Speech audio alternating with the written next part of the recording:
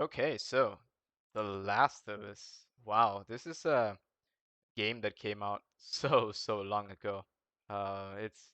It's been what, like 10 years since the video game came out? And man, I mean, to be honest, I never had a chance to play this on the PlayStation. I've forever been waiting for the PC version of the game, but I have watched I think a few people play, to be honest. First, of course, was I think it was PewDiePie back in the day. Then I think it was a few silent playthroughs. Can't remember if the Rad Brad played it, but man, this is a game for the ages because it really had a story that was truly gripping, and unlike any other video game during its time. So it really meant a lot to a lot of gamers during its time because it was the time like when the zombie genre was at its peak. There were so many video games that try to recreate the zombie genre because people were just so addicted to the action, horror, survival, and basically that was it. It's action, horror, survival. You put these three things together, you get the perfect game which gives you a reason to kill, a bit of drama, story, and also some strategy involved when you want to build your character builds and whatever. And yeah, it was super fun, super awesome, and it sort of gave a certain level of free roam, but it was very linear to the point where the story always takes you down the same path, but the methods you choose to take down your enemies and the options of the weapons you have and the tools you have at your disposal is always different. Being a survival game, you always had to scavenge and stuff. And man, it was really a cool game for its time. I really wish I had a PlayStation when it was actually released to play it, but I did not regret watching PewDiePie play because that was truly, I think, also the rise for PewDiePie, and so many people really enjoyed his gameplay. Now, to get to the review itself, I want to talk about the first episode that I watched of The Last of Us. And I do have to say, just in general, I think it was okay. It's not good, it's not great, it's not worth a 9 out of 10. 9 out of 10 means it's probably the greatest TV series ever made, right? It's comparable to the Game of Thrones. It's just been a single episode, and I think a 9 out of 10 is not warranted for it. It is based off an already existing game, therefore there's no originality in terms of the story. They did try to add their own things to try to give a little more body and sort of slow down the pace of the story itself. And I think there were some good decisions, some bad decisions, but overall, I would say that um, they made a lot of strange decisions. Is the best way to put it. First strange decision they made is to actually race swap a lot of the characters. Ellie, for some reason, in this new Last of Us, oh yeah, sorry, Ellie is Bella Ramsey, right? So Ellie is fine. Ellie is actually still somewhat the same race as she's supposed to be, just that she looks nothing like Ellie. Like for perspective, this is Ellie, and where is Bella Ramsey? Do they have a photo of her? But anyway, let me just pull up Bella Ramsey, right? Okay, this is Bella Ramsey. This is Ellie, right? This is Ellie, and they do not look like each other by a mile. Like, there's no way you could just, like, if you just showed me a screenshot of this person and told me guess which video game character she's gonna play, I would not be able to guess that she's gonna be Ellie. Can we get like a nice photo of Ellie? I think the first one I had was actually the best. And now I'm just flipping through a bunch of not so important pictures, but I'm sure we'll come across one. But yeah, anyway, it's so strange that they picked an actress who does not look any remotely close to the original character Ellie, who's actually very important because she's like the main character of the story alongside Joel, who's the character you play as. So these two people are what's going to carry the entire story, through and through. And yeah, Ellie and Bella Ramsey really do not look alike. Like, this is Bella Ramsey, this is Ellie. I don't know, like, maybe there is a future for her. Maybe there's better scenes that will come later on. But if anything, she does not look like Ellie. Ellie's chin is very sharp. Ellie's hair is, I don't know. I think the hair style is whatever, I can say that the character just decided to have a different hairstyle to be more practical compared to the video game where her style is a little bit more straight hair, which doesn't really make sense because it's an apocalypse. You do expect a bit of rough hair. But as time goes on, I think her hairstyle just, I don't know, get closer. I don't know, it's just weird.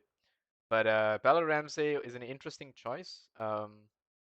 Although I must say, if she can pull it off in terms of her acting, I would be happy about it. So far, from what I've watched in the existing series, right, in this first episode, I don't really see too much acting in for Bella Ramsey. There's not really too much to take into value. It's just more of her bickering and being irritating and annoying. And I think it's okay for an intro, but I want to see more because this is a relationship that's going to last a long time as they get closer.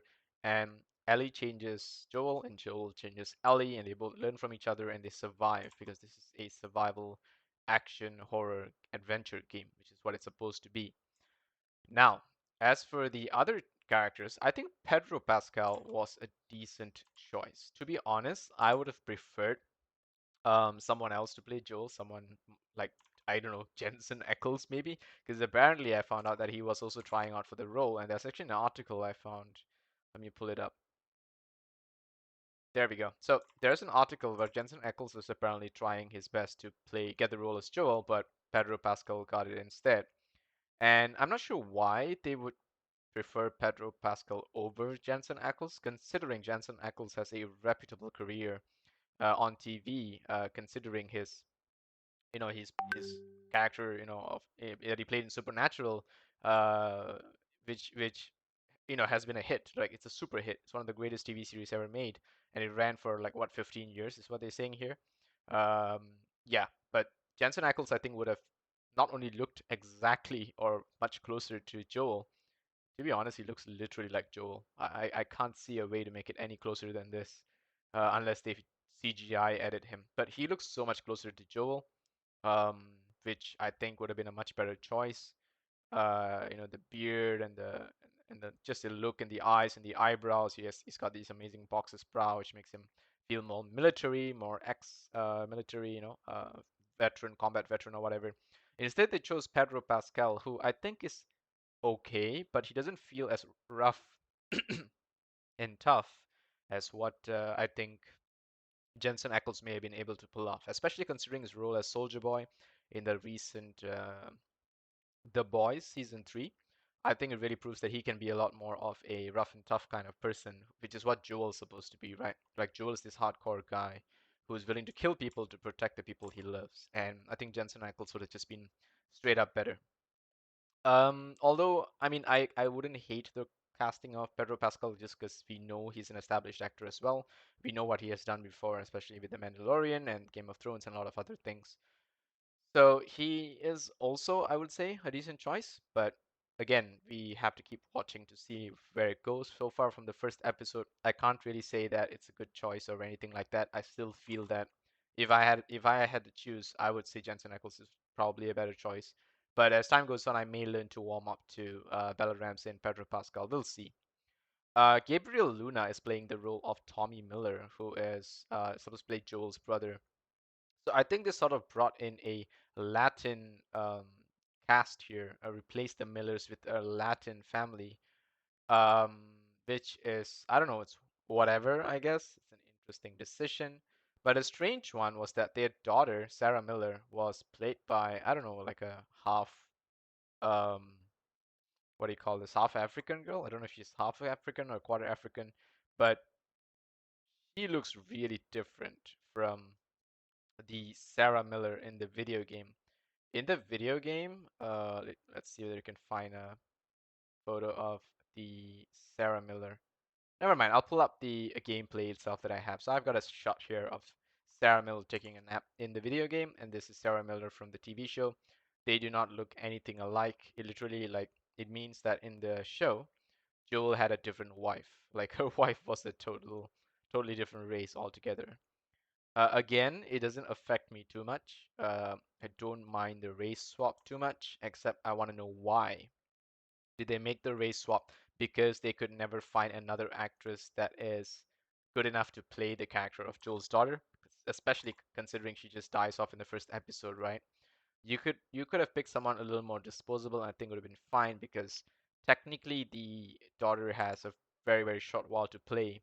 But to be honest, having watched Nico Parker play the girl, as Joel's daughter, She's actually a really good actress, I would say. She's really talented. It's just that I'm surprised they had to go with the race swap, the hair swap, and the face swap. Basically, she's different. She's completely a different person compared to the video game. There's no real accuracy in terms of what they've chosen. So they changed Joel's wife, technically, which is an off-screen wife. We don't ever get to see her, which is fine, but it's just, I don't know why they make these decisions, guys. Seriously, it's just so weird. Whatever. Again, if this girl is just such a good actress that they really needed her because they couldn't find anyone else, that's fine.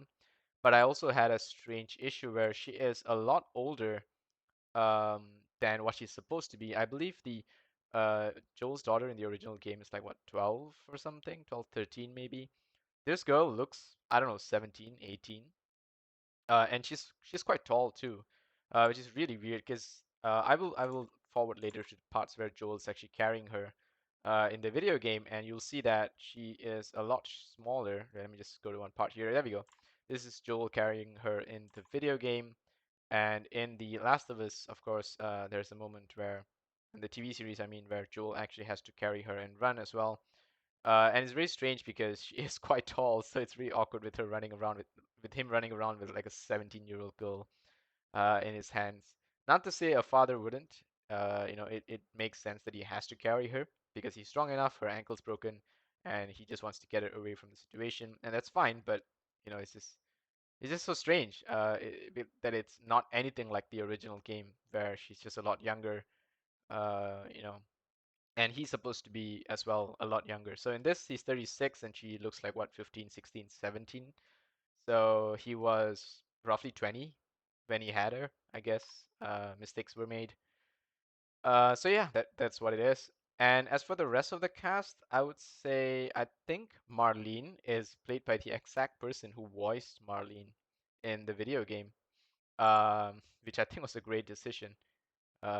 Which yeah, I think that's a great decision. Merle Dandridge plays Marlene. It's the same. And also the actress who plays Tess, I think was a great choice. She really embodies the Tess from the video game. I really feel that she's that sort of a rough and tough woman who can work together with Joel to take down baddies. And the rest of the cast, we don't really see too much of them. They're not very important. They're very, very side characters, so I'm not too bothered by them. But these four or five that I mentioned are core to the story, and so I wish that they would be able to stay true to them throughout somehow. At least for another episode, because the next episode we all know who dies, right? At least I don't know if it's gonna be the same in the TV series. Wait, why does it say 5 episodes here? Oh, is this true? If this is true, then the TV series is actually stretching out the story of Tess, who lives 5 episodes, whereas in the video game, she just dies like really early. Like I think right after you leave, right after you leave the compound, um, and you head off into uh the city, right? Basically, there's like a very quick attack, and Tess actually dies. But it looks like here they're going to stretch it out for 5 episodes. I'm not sure how that's going to work, but they're really deviating from the original story in that if that's the case. Um, so yeah, that's things that we have to look out for, warning signs, I guess, that we have to be concerned with. But we'll see how it goes. Now, as far as side-by-side comparison, which is something that I wanted to do here, I'm just going to story you based on what I've watched in the live action version. I'm not going to show you footage from the live action. I'm going to show you footage from the game instead. So this whole part where Joel and his daughter have a moment where she helps to fix his watch. This whole dialogue is the exact as in the TV series. It's just that there's a lot of extra before this. They had a very interesting opening about this. Uh, what do you call them? Basically, he's like a researcher who researches on fungi, viruses, and whatever. And that guy actually explains that funguses will be able to take over the world one day if, because of global warming, fungus may have a reason to evolve. And currently, there are no funguses that can breach the human body because they all don't survive above the temperature of the human body. However, because of global warming, if funguses decide to evolve one day, they may be able to resist human body temperatures and they may just take over our bodies the same way they're already affecting smaller animals and insects. So that's a very interesting concept to put out there right away. We don't get the same cool opening that we did in the game itself. I'll show you that opening in a bit. Um, and also, there's a lot of extra, I would say, moments where they show uh, Joel's daughter like going to class. Like I think it's not very long, it's like a minute or something. She's going around town. She's fixing his watch. They're just building tension by showing things happening in the background. They're giving news reports that the military is doing something, but no one cares to really investigate. Everyone's just doing their own thing. It could be possible that this thing like continuously happens in their neighborhood and they always feel like there's always something going on out there in the world. They're not too bothered. And it could be true. Like, to be honest, if today we were to hear that, oh, there's something happening in China or Russia or something, but like, oh, we've already been through it because we just had a pandemic. It's so normal to keep hearing about viruses and whatever. Everyone's just going to always be on the alert. It's always going to be the case. So it is possible that we become more ignorant as time goes on, and eventually, when something does happen, we are actually not too ready for it. So all that extra moments are added until the point where Joel actually leaves to bail out his brother because he gets caught for beating someone up in the store. Apparently, someone is acting unusual, and I think we can understand that that person was infected. So Joel's brother beats him up and gets arrested for some reason. And I don't know if the people who arrest him are aware of the situation and they know that this infection is already going on. Because he does say he gets arrested by the police. And I'm sure the police know that the military has been flying around the whole day. That I don't know. It's just weird that the police didn't get any notification or didn't plan out what to do after arresting this guy. Anyway, Ellie, not Ellie, Joel's daughter. What's her name again? Um, no, what's her name? See, Sarah, right? Sarah actually explores the house, um, and here they have another twist as well. Instead of some random zombie coming in, they build a relationship where, sorry, they show the neighbors instead, who are like this sweet old couple, who want to have Sarah over to bake some cookies, and then they show that the old couple's actually treating an even older lady. I think it's one of their parents or whatever. She's like really senile. She's on like a chair. She's just basically paralyzed and she can't really do much. She's being fed by the old man who lives there. And all of a sudden that night, um, you know, she's instead acting weird. Sarah goes over because their dog comes out and calls Sarah. Sarah goes over and she finds out that she's actually infected. She comes running out and Joel and his brother Bill, I think, Tommy arrive in like a truck and they kill the old lady. It's a little bit of a twist. I think it's an okay twist. He doesn't really make too much of a difference, but I think I've seen the scary old lady one too many times in a few horror movies that it doesn't make it so scary anymore. But I get the idea that they want to show that even an old disabled lady can become a threat once she becomes a zombie. And so I think that's the core thing that they wanted to show. So I think it's fine, it's acceptable. This whole car chase, or rather car escape scene, was pretty close, including the burning house. They showed all that. Even the couple on the road that will be needing help, they actually Joel just says keep driving. So all these things are very, um, you know, piece to piece. I would say they're not really changed in any way, which is great. The one unique thing that they do change is that instead of ending up in the car crash, they actually avoid the car crash. And what actually happens is a plane crashes not too far from them, and like a piece of the plane flies, and that's what causes the accident. So it's an interesting twist again, but I think it's an okay twist. These are good twists. They don't really change the character or character development too much, but there are more things that will affect the way the characters work as time goes on, which I don't know, I found a little bit weird. Oh yeah, they also try to show Sarah as like a very intelligent girl because apparently Joel doesn't know Joel doesn't know that Jakarta is the capital of Indonesia, which is strange considering he's a combat veteran and military usually learn all the like the geography knowledge is pretty good as far as I know. They really know how to track, locations, how to travel very well safely. They know cities, they know countries, especially they know capitals of countries. It's such an obvious thing. I don't know if Joel is purposely pretending not to know it, just to see if his daughter figures it out. But they didn't really hint it. They just showed like Joel is actually an idiot, doesn't know that Jakarta is the capital of Indonesia, and Sarah actually knows that. And she's like, "Oh, so smart all of a sudden." But later on, I don't know, she's not very smart when it comes to walking over to the neighbor's house, um, and seeing a zombie and running for her life. I don't know, some strange decisions. Smart in one scene, not so smart in the other scene.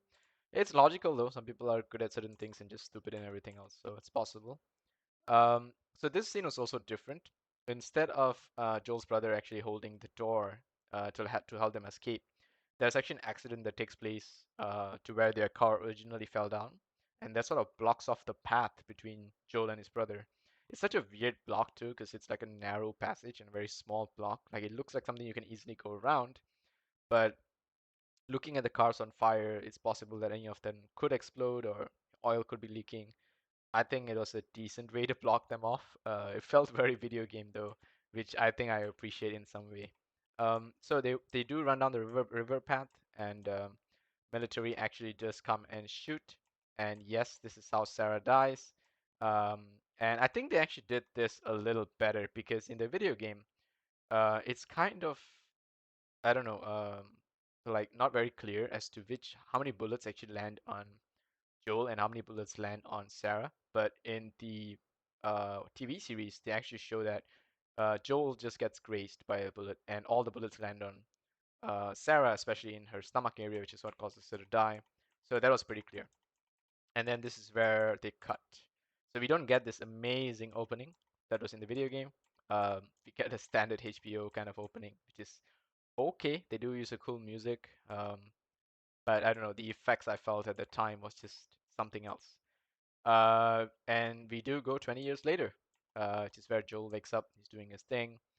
And yeah, there's a lot of scenes here which are a little bit different. They don't meet up right away. Um, Instead, they show that how the deal went wrong with her. Wait, let me just get her name again.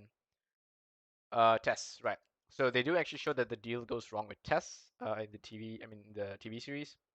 They do a bit of world building. They show how the society is, how ruins are.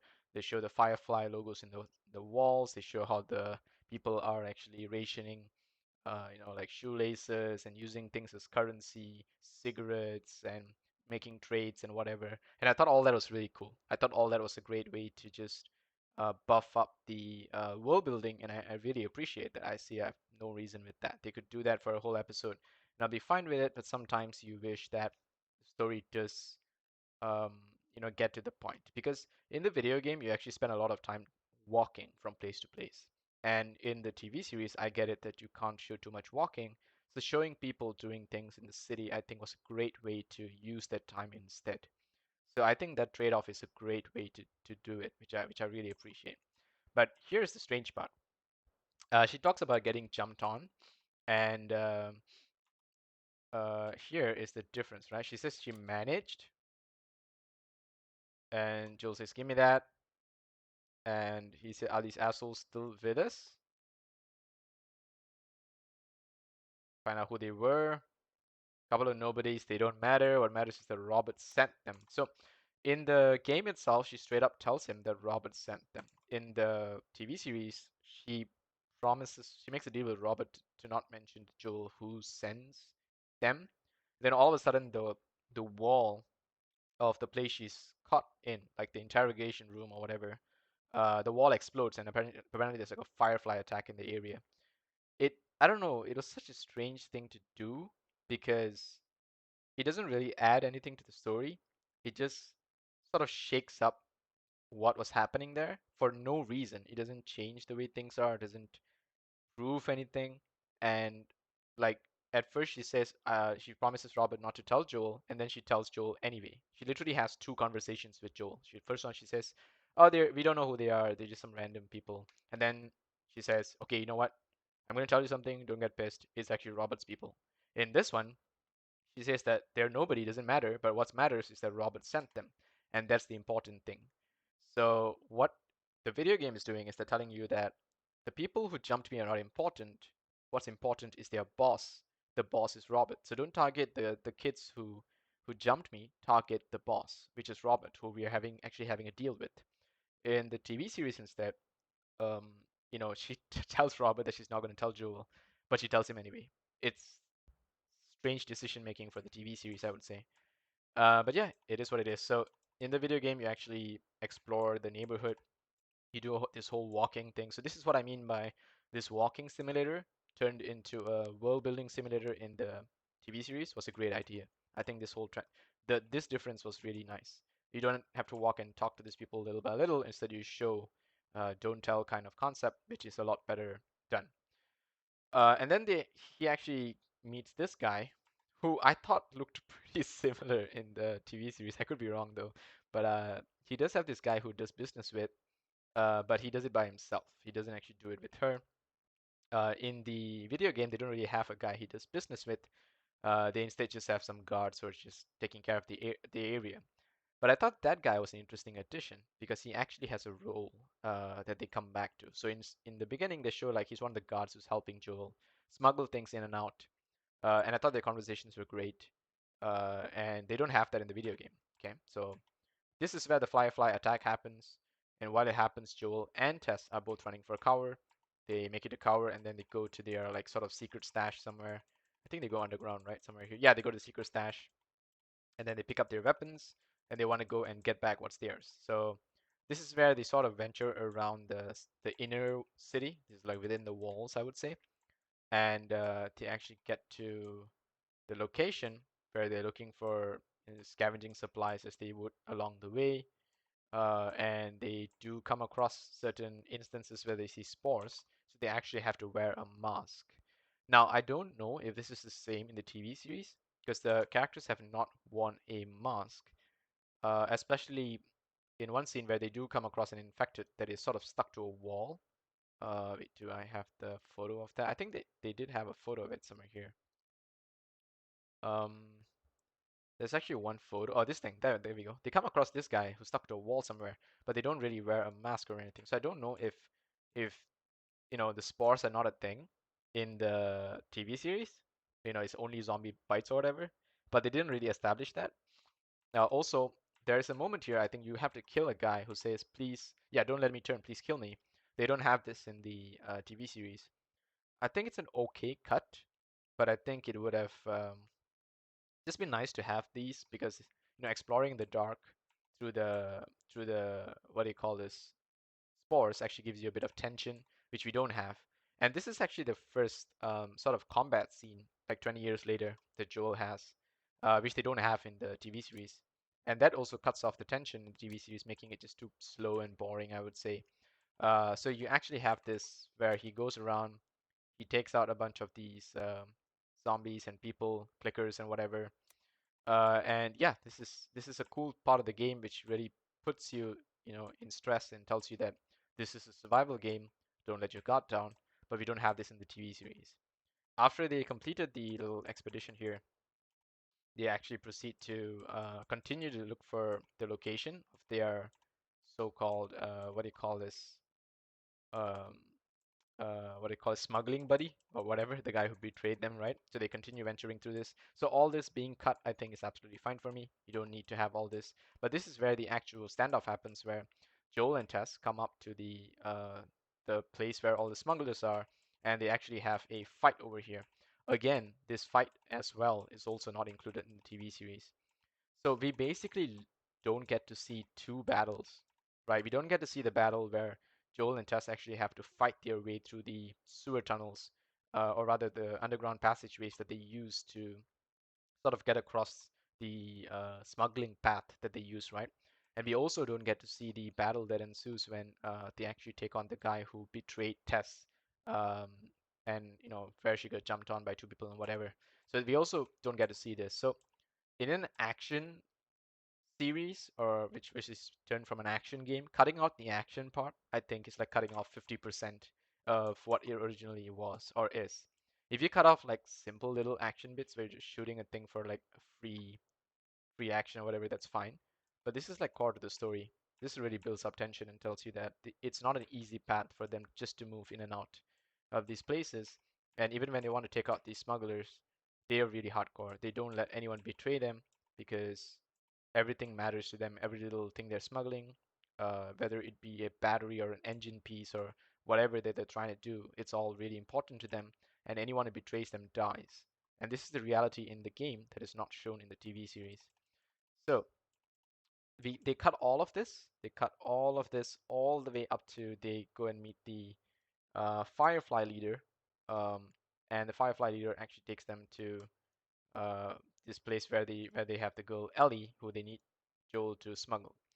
In the TV series, they don't do that. The TV series instead, this what do you call this? Joel and Tess don't have like right after seeing this creature, they don't have the underground battle, they don't have the surface battle. Instead, instantly, the smugglers are already dead, the fireflies are injured, they already are in charge of transporting Ellie.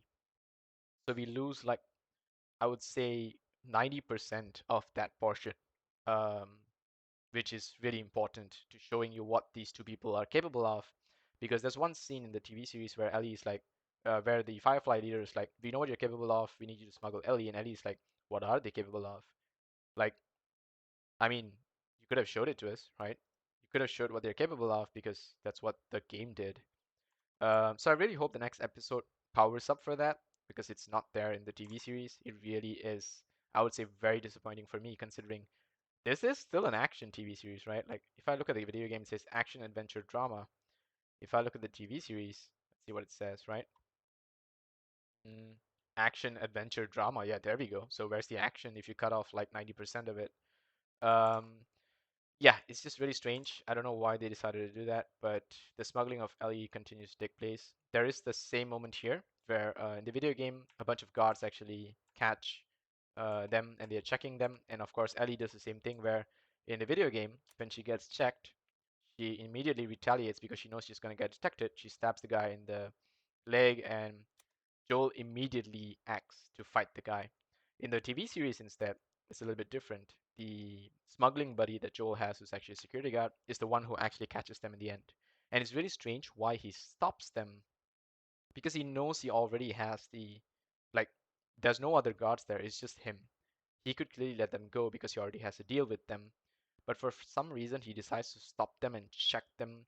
Like I don't know why he suddenly behaves that way because he already had a deal with Joel. He got some drugs he wants from Joel. He has like a relationship built with Joel. They even tell each other to take care at the end of the conversation. But all of a sudden he decides to just stop all three of them, check all three of them, and try to arrest them. And then Ellie retaliates, and Joel doesn't react. Instead, the guy falls down, gets back up with his gun, and points it at them. And they do the flashback where Joel thinks back of his daughter, and where the guy was pointing a gun at them. And so Joel reacts because he remembers that, and he beats the guy to a pulp. And it's really strange because the whole idea of the Joel Ellie relationship is that Joel doesn't see her as a daughter, right? Joel has lost all connection to what family is at this point. He's just living his life as he can, and things change beyond this. So I'm not sure how they're actually going to represent that relationship here because the scene where Joel like feels that he's being threatened as though he was threatened when he was with his daughter means that he already sort of feels like he's protecting his daughter in some way. I just hope that the significance is the soldier flashing the light with the gun. That's what triggered him. And if that's the case, I would buy it. And it's also very strange because if you watch the video game, when Joel actually kills the guy here, right? Um, Ellie is still kind of shocked. But in the TV series, what's her name? uh, Bella Ramsey, she reacts very differently. She looks at him like, "Whoa, cool! Like, what the heck are you doing? That's so awesome!" When he's like punching, bashing this guy's face in, which is not normal at all. You know, like that already tells you that the Ellie from the video game is not the same Ellie from the TV series. They're two completely different personalities. In the video game, yes, she's witty, she's intelligent, able to think for herself, things a little bit more mature than she should because she's actually supposed to be a lot younger. But in the TV series, not only does she already feel like a more older, mature person, she's a lot more violent and aggressive, and she's a lot more used to violence, especially during that scene. And it's kind of different because in the video game, Joel actually teaches Ellie how to defend himself, and that's actually a very core thing in the way they bond, the way they um, forge their relationship, which is Joel actually teaches her to defend herself, to protect herself, and that's a very important thing, an important element when they are building their characters and building the relationship, right? Like I spend time to teach this little girl how to protect herself because I want her to be able to defend herself as I transport her through this, dangerous environment or whatever. We sort of get closer, we become better friends, form a relationship, we become family almost, and that's kind of where things happen. But in this one, Bella Ramsey is more like, whoa, that's so cool. I want to be violent like you. You know, what you're doing is so awesome. It just feels like this is not Ellie anymore. This is just not the same Ellie, and you can see that she is quite scared.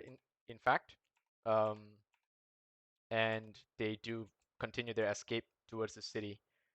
And so we get a last shot where they're actually running off past the barrier into the unexplored lands beyond the city. Them being smugglers, they know the path, but of course for Ellie, everything's going to be new. So I'm looking forward to the next episode regardless and hope that things are done better. If you ask me what I would rate the series based on the first episode out of 10, I would say without keeping my hopes up too high, I think it's average. It's probably a 5, maybe a 6 even, because there's no original story here. There's just a bunch of twists. Some of the twists are not necessary, they don't make sense. They cut off the action, which was in the video game, which means I'd rather watch a replay of the video game and get more out of it. I get, same if not better dialogue that makes more sense, better thought of dialogue. I get more action in terms of the way the character goes around taking out zombies and people. They're also not as they don't really have to change the characters in any way for me to suddenly feel better or worse about them. I already know how the characters play out because I know the original story. And so yeah, I think I at this moment I can't really rate this any higher. If at all the TV series does get better in terms of the way they represent the action, the way the zombies come after them, because haven't seen any of those yet. We haven't seen the clickers per se, right? It's not like the video game where you have already experienced some of the so-called people, being infected. Like they're not clickers yet. Oops, sorry, I had a video of Jurgen Klopp there listening to some interview. But anyway, they don't have the video of the clickers yet because the people that they do meet in the TV series, they're not. Um, yeah, there are no zombies, no clickers, nothing. Whereas in the video game, under one of the smuggling routes, they do meet like some people who are infected, but they haven't turned to clickers.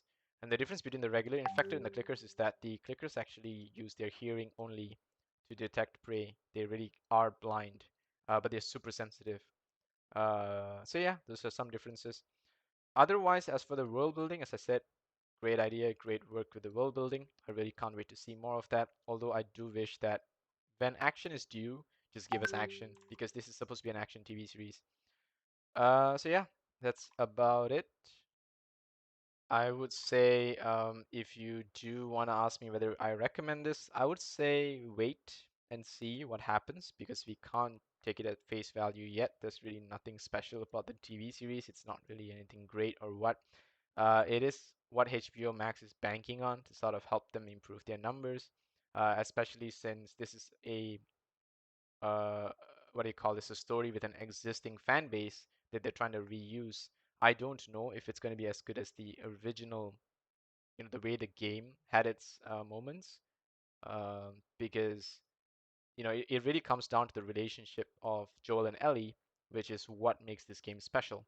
Their relationship at the core of all the horror, all the action, and how they fight together as time goes on, especially after he's trained Ellie up to keep up with him. They actually take on a lot of challenges, and he sort of like Ellie always wants his looks to him for approval as time goes on. Um, and that's when he takes the sort of the father figure for Ellie, and for Joel, he sort of feels that he has to protect her because she's actually really sweet to him. She's really nice to him. She likes to learn from him. She seeks his approval, and that gives her the elements of being his daughter. And so that's the relationship that forms. And let's say Bella Ramsey does not seek the approval of Pedro Pascal in the TV version, we may not get that actual emotional bond of father and daughter. Instead, we may just get, I don't know, a bunch of friends. So yeah, it's really strange how things could play out, but I really hope that, like they obviously should know what they're doing, But so far from what I'm seeing, it's just been a little bit weird here and there. Also, um, I don't know if Pedro Pascal's Joel in one particular scene, I felt that it didn't really come off very well, and which is this one, where after they get caught by the guard, right? Joel actually reacts to the fight here, and he takes down the guard here, shoots him, and Ellie panics, right, at this moment. Thought we were just gonna hold him up or something. And then he gets up, he gets up, and they're just back at it, right? This is like natural for them. This is like second nature for them to just take out a bunch of cards and continue moving on, because it's been something they've probably been doing over the past 20 years. That's why security guards don't really want to mess with them.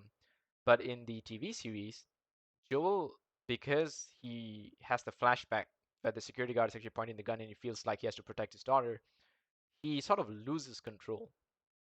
And that's not normal for Joel because Joel is a combat veteran who doesn't lose control. He's always in control.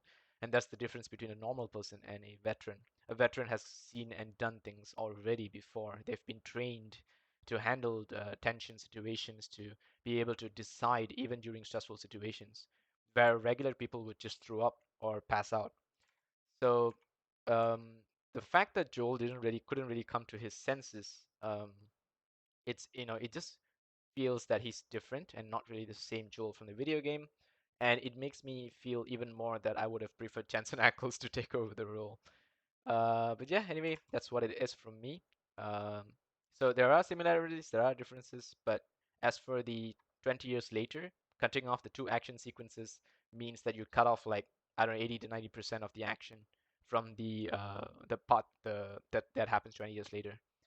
So I would have preferred things to be a bit more action-packed because it did get a bit more boring, especially considering there was no real action 20 years later. So yeah, it is what it is.